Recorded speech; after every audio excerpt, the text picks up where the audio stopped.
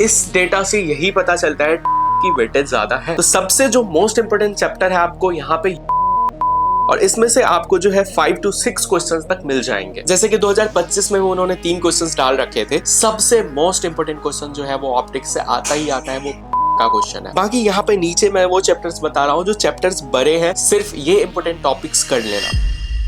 तो आज का वीडियो स्पेशली उन लोगों के लिए है जिनको फिजिक्स में 100 मार्क्स लाने में भी दिक्कत है और उनका सिलेक्शन फिजिक्स की वजह से रुका हुआ है। क्योंकि अब हमारे पास टाइम कम है तो हम सारा चीज नहीं पढ़ सकते, इसीलिए मैं वो टॉपिक्स और चैप्टर्स आपको बताऊंगा जिससे आप 100 to 120 स्कोर कर सकते हो। तो वीडियो को एंड तक जरूर देखना जिससे आप स्मार्टली चीजों को पढ़ सको और स्मार्टली 100 to 120 मार्क्स स्कोर कर सको with less effort in limited time. तो hello everyone, I am Tathagat Avatar, currently a second year MBBS student at AIIMS New Delhi. तो हम बिना किसी देरी किए हम काम की बात पे चलते हैं। तो मेरे पास अभी ये डिस्ट्रीब्यूशन है फिजिक्स का, क्लास वाइज कितना आया था 4 इयर्स के ड्यूरिंग। तो देख सकते हो कि 2025 में 24 आ रखे हैं, 2024 में 29 आ रखे हैं, 2023 में 25 और 2022 में 24। इस डेटा से यही पता चलता है 12th की वेटेज ज्यादा है। भले ही 3-4 क्वेश्चन का है बट वेटेज ज्यादा है। तो 12th हमारा ज्यादा इंपॉर्टेंट है और 12th मोस्ट फॉर्मूला बेस्ड है, तो आप 12th पे पहले ज्यादा फोकस करोगे। अब सबसे पहले आते हैं इंपॉर्टेंट चैप्टर और टॉपिक्स पे। तो सबसे जो मोस्ट इंपोर्टेंट चैप्टर है आपको यहाँ पे यूनिट एंड डायमेंशन है। यूनिट एंड डायमेंशन से हर साल 2, 3, 4 तक क्वेश्चंस आते हैं और वो एकदम ही इजी होते हैं। सबसे पहले आप यूनिट एंड डायमेंशन को खत्म करो और उसमें भी सबसे मोस्ट इंपोर्टेंट टॉपिक आप देख सकते हो कि एरर एनालिसिस से क्वेश्चन आता ही आता है और एक डायमेंशन एनालिसिस का क्वेश्चन ही आता है और सिग्निफिकेंट फिगर का आपकी किस्मत रही। इंस्ट्रूमेंट से कभी कभी क्वेश्चन आता है तो ज्यादा इंपोर्टेंट नहीं है नीट के लिए, बट हाँ पढ़ के जाना है। तो ये 4 टॉपिक सबसे इंपोर्टेंट है आपकी यूनिट एंड डायमेंशन के अंदर में। उसके बाद सेमीकंडक्टर में बात करूं तो 2 से 4 क्वेश्चंस आते हैं, जिसमें वो भी लॉजिक गेट का क्वेश्चन आता है जो कि बहुत ही ज्यादा इजी है, और second junction as a rectifier का क्वेश्चन आता है जो 2025 में भी आया था और उनका सबसे फेवरेट क्वेश्चन होता है। तो ये 2 टॉपिक्स आप करके ही जाओ। उसके बाद मॉडर्न फिजिक्स में आप सीधा जाओ और सारे पीवाईक्यू को कंप्लीट कर लो, क्योंकि हर साल क्वेश्चंस पीवाईक्यू से ही आते हैं। आप में को 3 चैप्टर है, dual nature, atom and nuclear, और इसमें से आपको जो है 5 to 6 क्वेश्चंस तक मिल जाएंगे और सबसे इजीएस्ट होता है क्योंकि फॉर्मूला बेस्ट होता है। तो मैं पहले ही बता दूं कि ये सारे चैप्टर्स जो अभी मैं बताने वाला हूं स्टार्टिंग में, सबसे मोस्ट इंपोर्टेंट चैप्टर्स,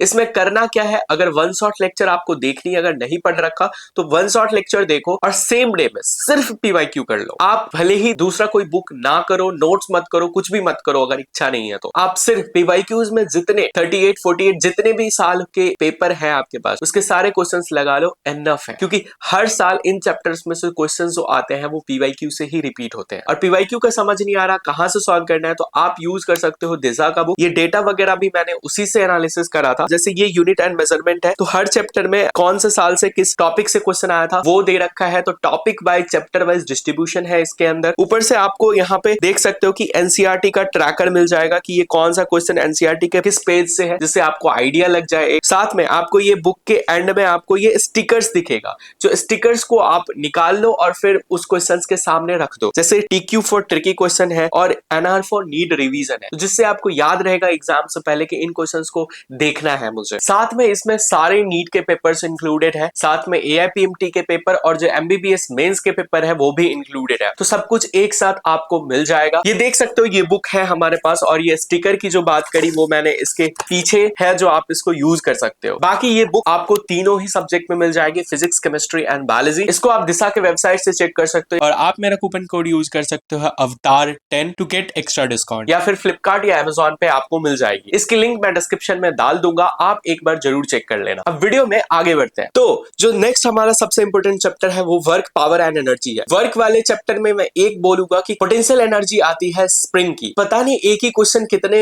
बार रिपीट हुआ है विद सेम डेटा, हमारे टाइम पे भी आया था। तो सबसे ज्यादा इंपोर्टेंट जो है आपको स्प्रिंग की पावर एंड पोटेंशियल एनर्जी सबसे ज्यादा है। उसके बाद ग्रेविटेशन सबसे ज्यादा इसलिए इंपोर्टेंट है क्योंकि same concept electric charge and field and electric potential में आपको यूज होगा। तो gravitational, escape velocity and satellite इसके फेवरेट टॉपिक्स है। तो इससे आप फिर इलेक्ट्रिक चार्ज एंड फील्ड के भी कर सकते हो, जिसमें इलेक्ट्रिक चार्ज एंड फील्ड में मैं बोलूंगा कि Coulomb's law, dipole and Gauss law उनके फेवरेट है। बाकी पोटेंशियल वाले चैप्टर में potential due to dipole and parallel plate में डाइलेक्ट्रिक का इफेक्ट क्या होता है वो बहुत ही इंपोर्टेंट है। वो पता नहीं कितनों बार पूछते हैं अलग अलग तरीकों से। अभी के टाइम पे जो सबसे इंपोर्टेंट मेरे को लगा कि इलेक्ट्रोडायनामिक्स में वो है करंट करंट इलेक्ट्रिसिटी। हर साल 3 क्वेश्चन या 4 क्वेश्चन डाल ही देते हैं। तो जैसे कि 2025 में उन्होंने 3 क्वेश्चन डाल रखे थे। तो यहाँ पे सबसे जो इंपॉर्टेंट क्वेश्चन है वो रेजिस्टेंस वाला है। रेजिस्टेंस को काट दिया पीसेस में, फिर पैरेलल में, फिर सीरीज में अरेंज कर दिया। फिर ये सर्कुलर वायर पे उसका रेशियो क्या होगा, लेंथ का, कि रेसिस्टेंस का रेशियो ये हो। इस टाइप के क्वेश्चंस आते रहते हैं और सारे क्वेश्चंस पीवाईक्यू से ही रिपीट होते हैं। सेल की एएमएफ और इंटरनल रेजिस्टेंस निकालने वाले क्वेश्चंस बहुत ज्यादा इंपॉर्टेंट है। Newton's of law of motions पे मैंने देखा कि सर्कुलर मोशंस पे फोर्स वगैरह पे बहुत ज्यादा पूछते हैं, तो वो आप सर्कुलर मोशंस पे करके जाओ अच्छे से। बाकी रोटेशनल मोशंस में मैं, अगर आपको दिक्कत होती है कि बहुत बड़ा चैप्टर है, तो सबसे इंपॉर्टेंट जो है वो रोलिंग मोशन अच्छे से पढ़ लो, फिर एंगुलर मोमेंटम पढ़ लो, ठीक है। फिर ओमेगा और वी में रिलेशन देख लो, moment of inertia, parallel and perpendicular axis theorem पढ़ लो। ये सबसे इसके हाईलाइटेड टॉपिक है। बाकी छोटे टॉपिक्स नहीं भी करोगे तो चल जाएगा। बाकी फ्लूइड में जो दो सबसे इंपॉर्टेंट मेरे को टॉपिक लगा, विस्कोसिटी एंड सरफेस टेंशन, जिससे क्वेश्चन बार बार पूछ रहे हैं रिसेंट ईयर्स में, तो इन दो टॉपिक्स को जरूर देख के जाना। बाकी है एनएलएम तक जो 8 चैप्टर्स मैंने बताया, इससे आपको 20 से 25 क्वेश्चंस मिल जाएंगे और ये वो चैप्टर है जो आपको कंप्लीटली पढ़ना है। और इसका रिसोर्स कोई भी वन शॉट लेक्चर देखो और फिर इसके सारे पीवाईक्यूज कर लो, रट लो, चाहे समझ लो, जैसे करना है कर लो। रट नहीं ही सकते हो फिजिक्स में अंदर, बट हाँ एक बार ट्राई करो, उस पीवाईक्यू के अंदर जितने क्वेश्चन है उसको अंडरस्टैंड कर लो, क्योंकि इन 8 चैप्टर्स में जो क्वेश्चंस आते हैं वो सारे पीवाईक्यू से ही ऑलमोस्ट रिपीट होते हैं। एक दो इधर आधर हो सकते हैं, but most of the 12th के क्वेश्चन जो होते हैं पीवाईक्यू से ही रिपीट होते हैं। बाकी यहाँ पे नीचे मैं वो चैप्टर्स बता रहा हूँ जो चैप्टर्स बड़े हैं और एक एक क्वेश्चंस करके आते हैं। अगर आपको लास्ट में अगर टाइम बचेगा तो उन चैप्टर्स का सिर्फ ये इंपॉर्टेंट टॉपिक्स कर लेना। जैसे कि मैं बता देता हूँ, फ्लूइड में विस्कोसिटी एंड सरफेस टेंशन है, थर्मल प्रॉपर्टीज में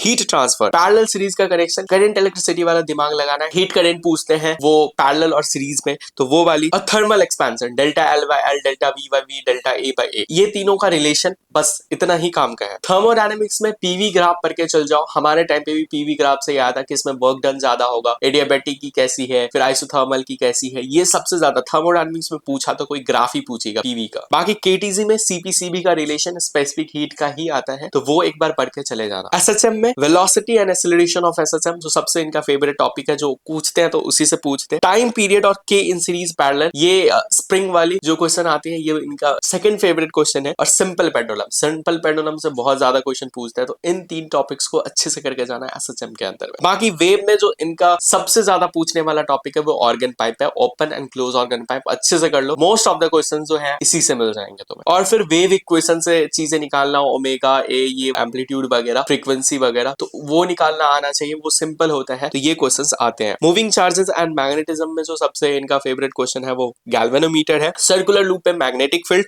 और motion in magnetic field, radius का रेशियो पूछता है, वेलोसिटी का रेशियो पूछता है। मैग्नेटिज्म एंड मैटर में सबसे जो फेवरेट क्वेश्चन है वो बार मैग्नेट का है। वो पीसेस में कट कर दिया या फिर किसी एंगल पे फोल्ड कर दिया, तो उसमें पूछते हैं इनका मैग्नेटिक मोमेंट क्या होगा। ये क्वेश्चन देख लो, एक फॉर्मूला भी आता है जिसको यूज करके आप कर सकते हो। फिर डाया पैरा फेरो का डिफरेंस आना चाहिए, वो टेबल जो एनसीईआरटी में दे रहा है वो याद कर लो, क्योंकि ससेप्टिबिलिटी, परमिएबिलिटी पूछता है, किसमें ग्रेटर देन 1 होता है, किसमें इंफिनिटी, वो चीजें पूछते हैं। फिर ईएमआई में हमारे पास एक फॉर्मूला सबसे ज्यादा होता है, d/dt यूज होता है, इसी पे आएगा, या फिर इंडक्टेंस से क्वेश्चन आएगा। एसी में, एसी वोल्टेज में ग्राफ का पता कर लो, V और I का ग्राफ कैसा होगा, कब कौन किससे लीड करेगा, LCR सर्किट में, LCR सर्किट, LC, CR और RC सर्किट में, ये देख लो। बाकी ट्रांसफॉर्मर सिंपल क्वेश्चन है, रेशियो लेना होता है, उससे क्वेश्चन आता है। बाकी ऑप्टिक्स बहुत बड़ा चैप्टर है, उसमें आप एटलीस्ट सबसे पहले इंस्ट्रूमेंट कर लो। इंस्ट्रूमेंट में आप माइक्रोस्कोप, टेलीस्कोप कर लो। उसके बाद जो है सबसे मोस्ट इंपोर्टेंट क्वेश्चन जो है वो ऑप्टिक्स से आता ही आता है, वो प्रिज्म का क्वेश्चन है। प्रिज्म से ही पूछते हैं, तो प्रिज्म पे